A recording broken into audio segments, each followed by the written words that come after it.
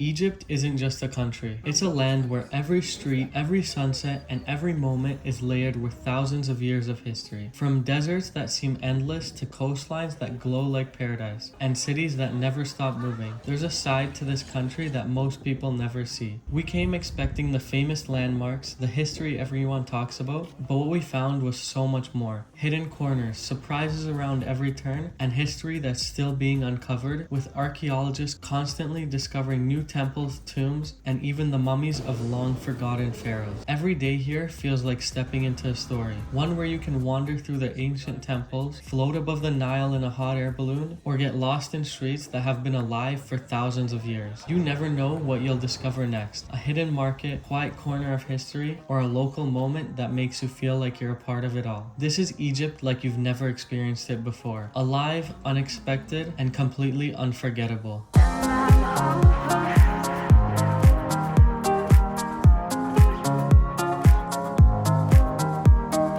So, 2 red eyes in a row. We just flew in from Casablanca and checked into our place. Honestly, this place is amazing. Just look at this insane view. Wow. It's insane. We just have the pyramids right there. You just walk out onto the balcony and you see them all. So just some quick tips from getting from the airport to the city. We took an Uber here, which was about a 45-minute to 1-hour drive, and that cost us 350 Egyptian pounds. So there's actually a lady at the airport that stands there and tells you to buy some tours, and she'll tell you that the taxi price is much more expensive, but the rough Uber price is gonna be like 350 to 400 Egyptian pounds if you're going to your place in Giza. Now we have our fun elevator experience here.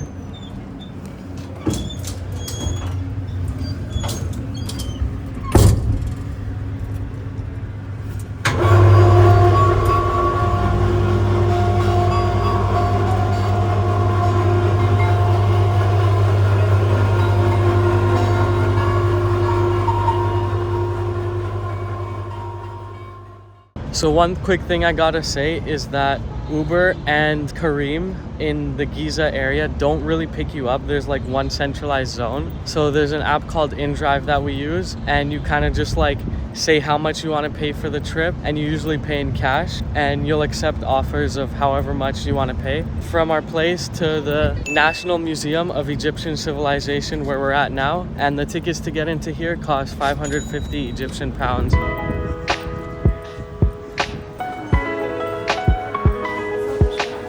The coolest thing about this museum is the Royal Mummies exhibit, which is located downstairs right when you enter, and it shows you the mummies of all the popular pharaohs at the time, and they're all buried here. Unfortunately, you can't take any photos, but it's such a cool exhibit, and their tombs as well.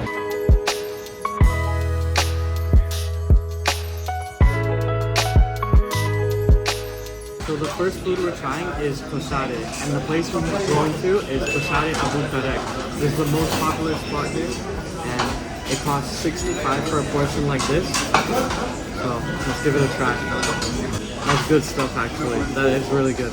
So it's actually started out as a street cart in 1963, and they've kept the recipe the same all these years. So we just finished eating our lentil soup in koshari, and I have to say that was one of the best meals I've had on our trip. It was so good because it felt so homemade. The ingredients were so good and fresh.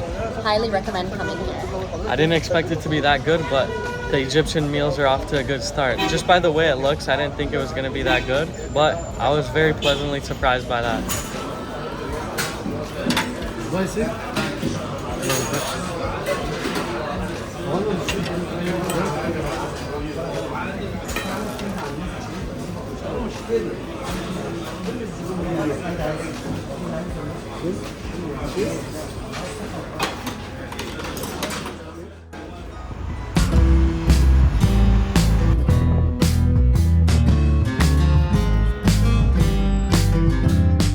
Now we're in the Egyptian Museum of Cairo, and it's the oldest archaeological museum in the Middle East.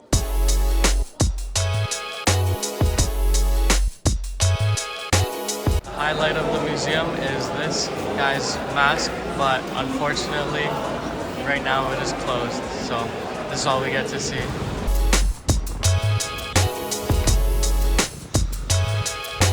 After the museum, we just started walking around the Nile, and we see that they're building a really nice boardwalk here. Unfortunately, it's closed right now, but maybe in like a few months or a year, it's gonna be built and it's gonna be really nice. And there's a bunch of restaurants on the water, and the boardwalk itself just looks really nice. So hopefully soon.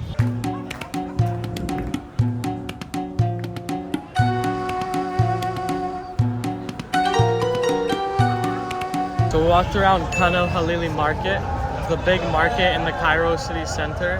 Just pro tip, they're gonna give you a really high price at first. So know the price you want to buy something for before you actually settle on one. Just be ready to walk away and go somewhere else. A lot of people are selling the same thing and they're willing to go like 20%, sometimes even 10% of what they initially quote.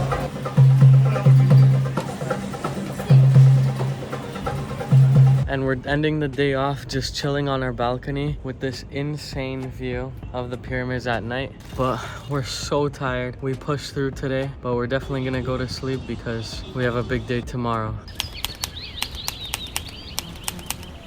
So it's morning time now. We could not resist coming here right at sunrise because the view is just insane. Like, look at this. I don't know if I'm ever gonna get over this view. This is actually insane. Just coming up here and seeing it is actually incredible. So we got our breakfast now. It's just past 7:30 a.m. because winter hours at the pyramids, which open at 8 a.m. But that's where we're going right after. So we just entered into the grounds of the pyramids. Entry is 700 Egyptian pounds for foreigners. We got in just past 8 o'clock and now we're just walking around and seeing everything. So we entered through the Sphinx entrance, which was just the entrance closest to our hotel. And we're starting it off with the first spot being the Great Sphinx. It's actually right there. The Sphinx is the head of a human but the body of a lion, which symbolizes strength and wisdom. And it's unknown whose head it actually is, but based off the readings, it's probably either Khufu or Khafre, which are the builders of the two biggest pyramids. So before the 1920s, which is when the Sphinx was uncovered, it was covered up to its shoulders, and it's also the biggest statue in the world that's carved from a single stone.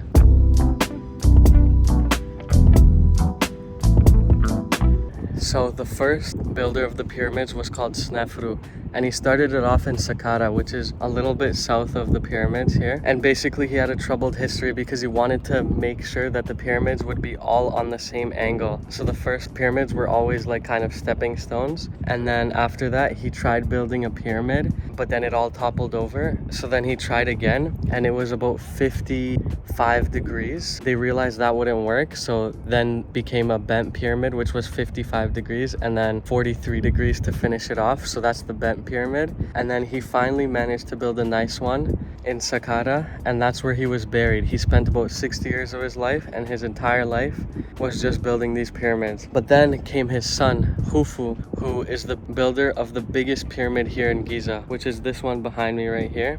And he built it perfectly, and he was buried here as well. And so after that came his son Khafre, who's the builder of the next pyramid, and it's the second biggest pyramid because he didn't want to build one taller than his father. They finally ended that generation of consistently building pyramids until a few sons down the line, Menkaure built the next pyramid, but it was much smaller than the others because they never ended up building massive pyramids like this again. So it was built from 2.3 million stones, the Pyramid of Khufu, and it was the tallest structure in the world for 3,800 years, until eventually the next tallest building was the Eiffel Tower. Now, if you don't want to pay for a tour, this is what you do. ChatGPT, tell me what a tour guide would tell me while visiting the second biggest pyramid in Egypt. Welcome, my friends, to the Pyramid of Khafre. You got the whole script right there, and we're gonna figure out everything about the pyramids. So this pyramid is actually 3.5 meters shorter than the other one, but it's the only one with some smooth limestone casing at the top still left on it. So to update my fact actually about the Sphinx is modeled after Khafre, and the Sphinx is guarding the tomb of Khafre, which is a part of Pyramid of Khafre.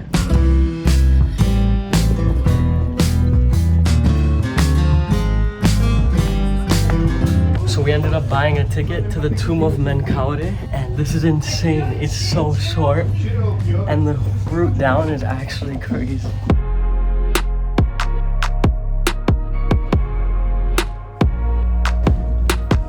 So we made it down, and this is actually where his tomb was. Unfortunately, there's no body right now. There's nothing left because the pyramids were just very easy to find. So tomb raiders got to them quickly because they knew all of their most valuable possessions and people were buried here. So that's actually why they stopped building the pyramids, because tomb raiders came in like right away and they got... It's cool to see. The climb down here is insane. They're just so short. It's insane.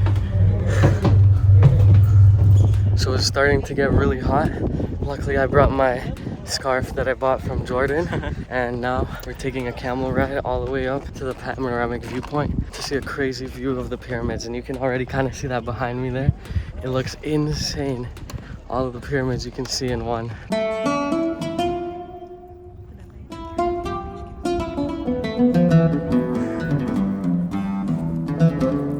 So for that camel ride, we paid 500 Egyptian pounds and he took us to the panoramic viewpoint and back. So just use that for reference when you come here, because they're gonna try to upsell you much more. And then there's certain tricks that they try to do. Like, he asked us if we wanna go in a different direction, say no.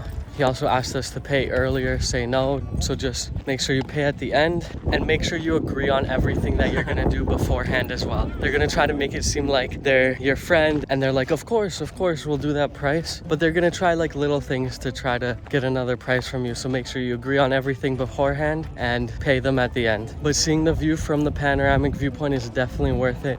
You get to see all the pyramids from there and it looks insane. Like one of the coolest views I've seen.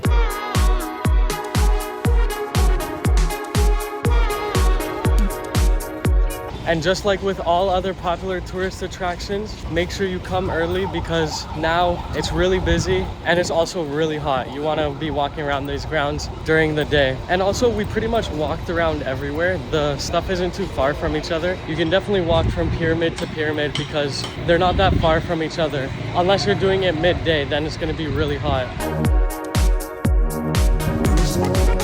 One thing I forgot to bring up about the tombs is at the Pyramid of Khufu, the tomb that you go into, it's 1,500 Egyptian pounds. It's just like the tomb of Menkaure, where you walk all the way down and it's just an empty room. But this is just the tomb of the bigger one. So you can definitely get the same experience of the tomb going into one of the smaller ones that are less expensive than going into that one. So now we're getting dinner and we went to a place called Zayeda Restaurant, which has a rooftop view of the pyramids. Friendly advice, make a reservation. We're excited to try the food and we're gonna be trying some pigeon meat. So I'm excited for that. All right, so let's get a first taste of this pigeon. Kind of what you think it would taste like. We're catching a flight now from Cairo airport and heading to Sharm el Sheikh, which is a 1-hour flight. We just arrived in Sharm el Sheikh now and we got here from Cairo. It's really late, so we're just gonna go to sleep, not do much. We took an in-drive from the airport here. Excited to see the city because it's completely different from Cairo, at least from what I hear, and the only sense of Egypt we have is Cairo. So from a really like hustle and bustle city, the 6th most populated city in the world, to a chill city like Sharm el Sheikh. Excited to see the two contrasts of Egypt. We woke up today and we're heading to probably the most popular beach club here called Farsha Cafe.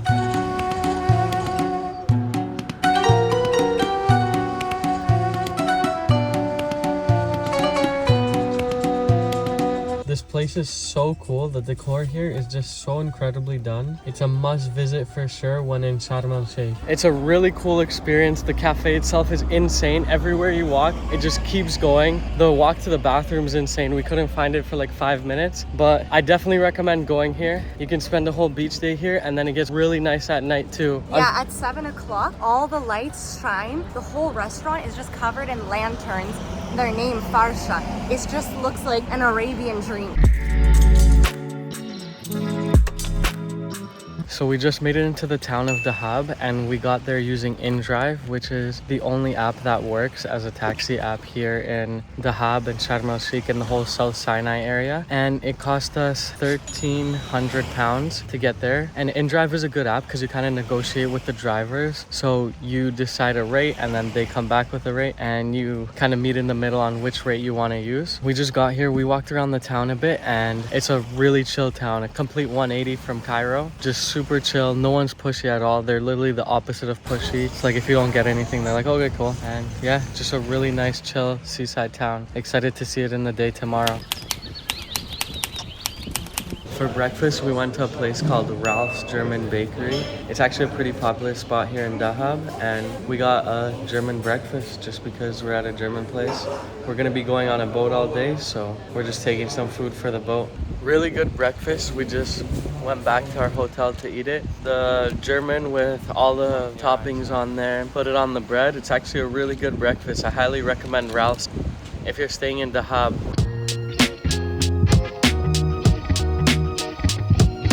So first spot we're going in the morning is a place called the Blue Hole, which is a top dive site in the world. So we're gonna be doing some fun snorkeling here. Excited, there's some coral reefs here. We haven't seen those before, and we haven't really done a proper snorkeling tour before, so excited for this, especially with how cool the dive site is here.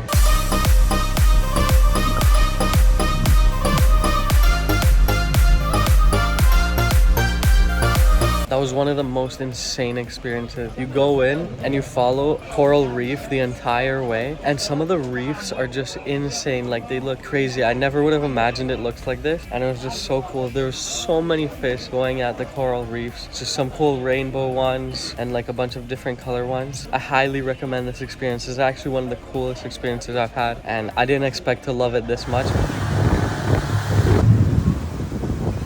Next spot we're at now is Abu Ghalub. We're gonna do some more snorkeling here too.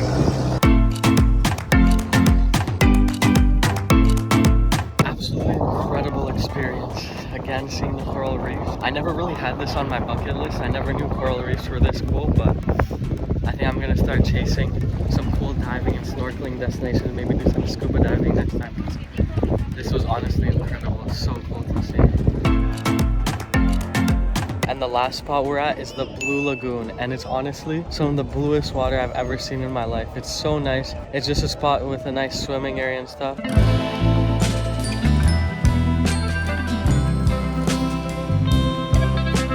We just went to one of the coolest coffee shops ever, and it's called Café del Sur, and we customize our own coffees. So he basically asked us and he did a whole blend for us. Honestly, a really cool spot. Highly recommend this spot if you're just looking to get some coffee beans.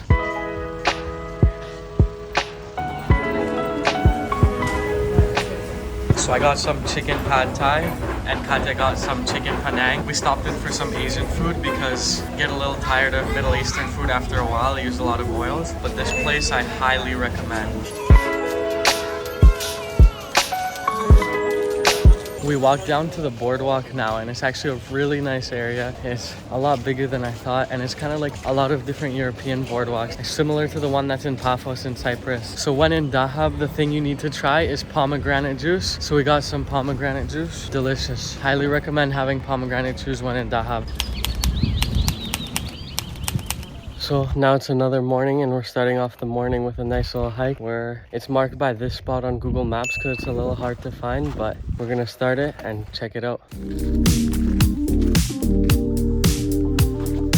That was one of the quickest hikes I've ever done. You start right there, walk up a little, starts right over there, and then you just walk up here. It takes like 10 minutes at most, and then you get these beautiful views. This hike seems like a nice one to do at sunrise or possibly sunset when you get the views over the whole city. So I'll definitely recommend doing it then. We just haven't slept a lot these last few days, so we just woke up whenever we did, and we did it in the morning, but it's already pretty hot, so recommend it when it's a bit colder. It shouldn't even be called a hike. It's like a quick mountain climb because it's super fast.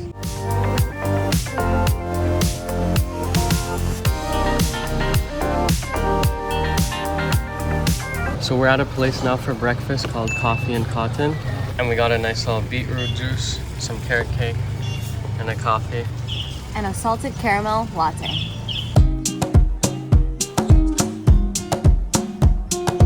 Another day and another pomegranate juice. This is definitely the best one we had at a place called the Juicery. We saw them, it was just pure pomegranates. Delicious. It's about 80 pounds for the small size here, 150 for the bigger size. We made it down to the Blue Lagoon, which is just at the bottom here in Dahab. It's just a nice local beach area. You got some swimming here. If you want to come to the beach, there's not really many beaches along the coast that are too nice. So if you do want to go to the beach, you would come here. And yeah, it's just a little lagoon, really blue water. Almost as blue as the Blue Lagoon. It's actually really nice water. And you can rent one of these as well. It's about 200 Egyptian pounds. We stepped in to eat at Athanur restaurant, which is a pretty popular spot here. It serves pizza and pasta, and it does it really well. We got ourselves a shrimp pasta and just a chicken and salami pizza. It looks really good. I'm excited to try this one. After spending some time here, I can definitely say Dahab is just a beautiful place to spend. It has kind of that Bali vibe where it's a chill town by the water. You can do whatever, digital nomad lifestyle. It's very good for that stuff here, and definitely prefer it over Sharm el Sheikh. If you're gonna be choosing between those two, I highly recommend choosing Dahab as the place to go to. Yeah, I love the lifestyle here. Is just like a beach lifestyle. Everything is very chill. Everything just goes at a slower pace. It's a nice area to explore. And just like snorkeling at the coral reefs is something I highly recommend. Like, it was one of the coolest experiences of my life, seeing those and seeing all those fish. And it's just a complete contrast from the streets of Cairo and like how hustle and bustle it is here. It's so chill here. The shop owners don't even care if you go into their store. Care a little, but it's not the same style at all. Yeah, no one's trying to haggle you and trying to push you to buy something. There's very few shops like that here. In the more touristy sections, yes, but most of the hub is very local and they just want you to come in. But now we're just catching a beautiful sunset because our time is setting here in Dahab as well, and we're heading to our next destination in Egypt, and we'll be catching a flight to get to the famous Egyptian city of Luxor. We're starting the morning off with some absolutely stunning views of the Nile. Just looks really beautiful from the top. You can see all the buildings around in the Nile River, and we're gonna be heading to some of the temples now.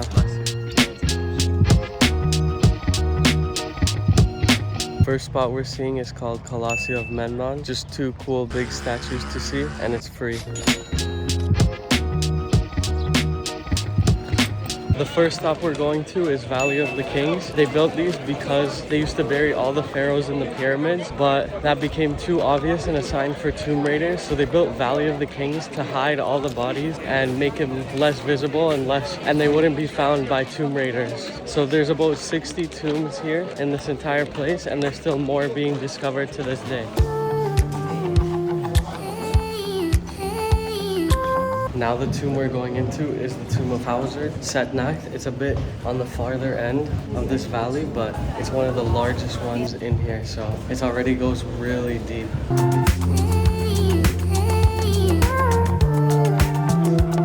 Every time you come out of one of these tombs, the light hits you so hard. Shows that they did a good job of what they wanted to do, keep them dark and keep them buried far away from people. Just a quick tip, you can take these carts, but they charge for them. So it's actually like a really short walk, maybe like 300, 400 meters to get from the entrance to the actual Valley of the Kings.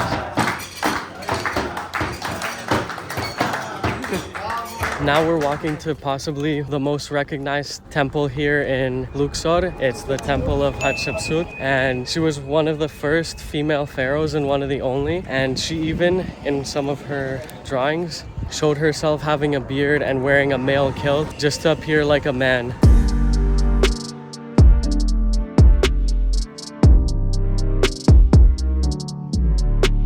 Next spot we're at is the Valley of the Queens. It's basically Valley of the Kings, but for the queens. And they would bury the wives of the popular kings and the children here. And it's much less busy than the Valley of the Kings and Hatshepsut's temple. There's no one walking around and it's midday, so.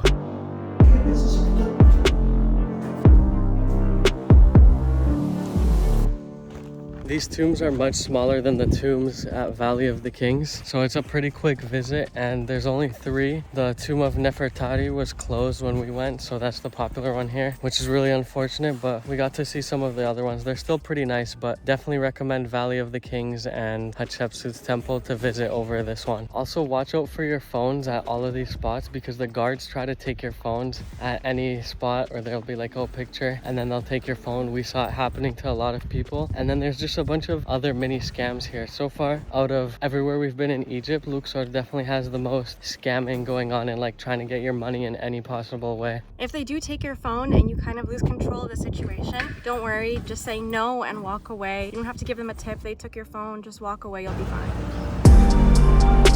We just stopped at a place right after to eat lunch at Baladi restaurant, and this is honestly the best baba ganoush and hummus I've ever tried. I didn't think it would be this good by the look of it, but it's so fresh. It might actually be one of the best meals we had in Egypt. It was so good. We ate and left no crumbs.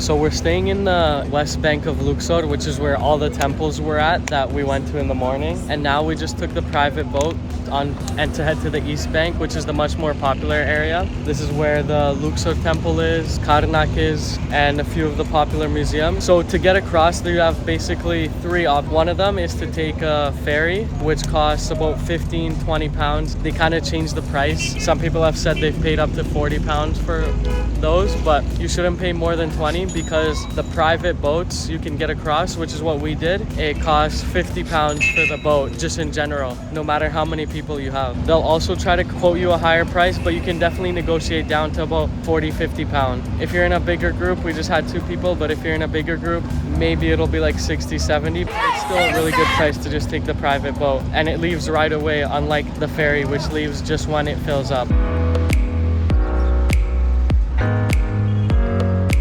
We went to a place called Al Sahabi Lane for dinner. We came here because it has really nice sunset views. It overlooks the entire city and it's on the east bank, so you get overlook the west bank with all the temples, and it's just insane seeing the Nile River and how the city is built with like the 2 sides of the Nile. It's so wide and it's just bigger than I would have ever expected. Size doesn't matter, it's okay, but it is nice when it's big. But just the views here are stunning. So excited to see the sunset. So we got a meze tray for this. We got some hummus, baba ganoush, muhammara, some veggies there, and some food in that one. And we're here right now on a Friday, and every Friday in Luxor there's a big market that happens, more local Egyptian market, and it's kind of right beside the restaurant that we were at. So just a bunch of stuff, kind of similar to all other markets. You can get like cheap souvenirs, clothing, shoes, basically a lot of things that you can think of.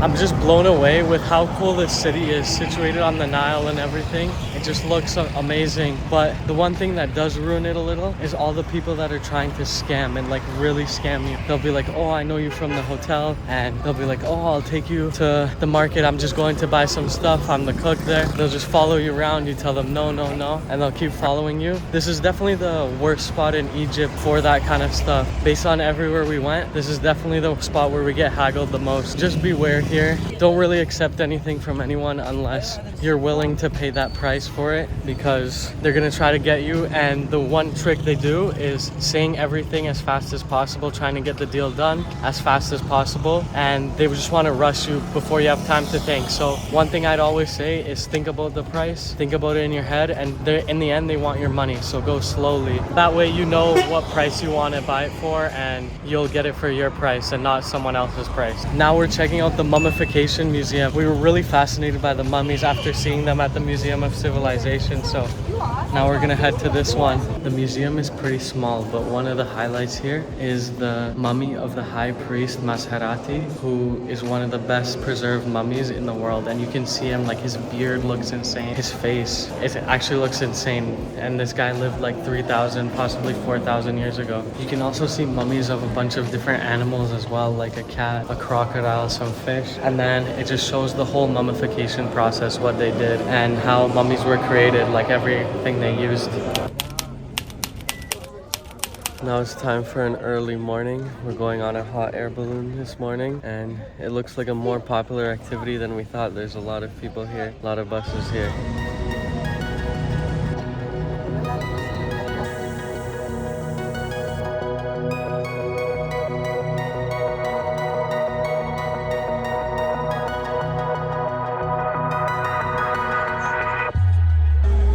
And we're off.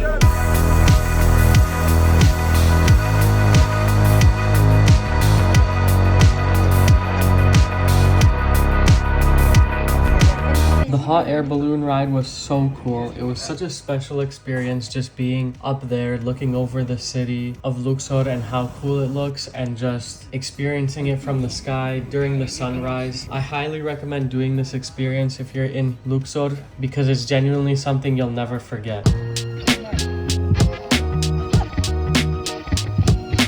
So after the hot air balloon ride, took a quick nap, and now we went to Karnak Temple. The boat to get there from where we're staying, which is basically the center of the city, is 200 Egyptian pounds. The next site we're going to is the famous Karnak Temple, which was the main temple in the city of Thebes, which is what Luxor was called in that time. And the construction of this temple lasted 2,000 years. So it started at around 2000 BC and ended around the year 30 BC. This whole temple is mainly dedicated to the sun god Ra. So this scarab statue right here symbolizes growth and rebirth, and if you walk around it 7 times, it'll give you love and good luck. That's why you can see all the tour groups walking around this statue. Now it's our turn to do it too. Can never have too much love or good luck. Account for about 2 or 3 hours for visiting this temple because the grounds are really big and there's just a lot to see. The colors on the columns are insane. I don't know how they're still there, look that good, but it honestly looks so crazy.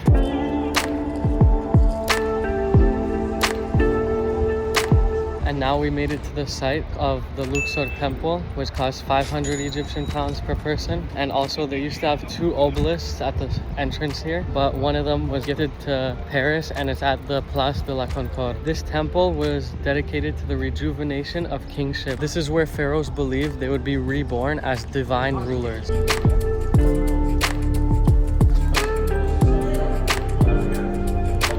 So fun fact, when Alexander the Great ruled over Egypt in around 300 BC, he changed a lot of the symbols in this temple. He was also declared the son of Amun in this temple, and Amun is known as the hidden god, and he eventually became king of the gods when he combined together with Ra. And on the other side of the temple is the Avenue of the Sphinxes, which was only discovered in 1949, but it was fully excavated and it only fully opened in 2021, and that's when they finished opening this entire road of sphinxes, and it leads you all the way from the Luxor temple to the Karnak temple.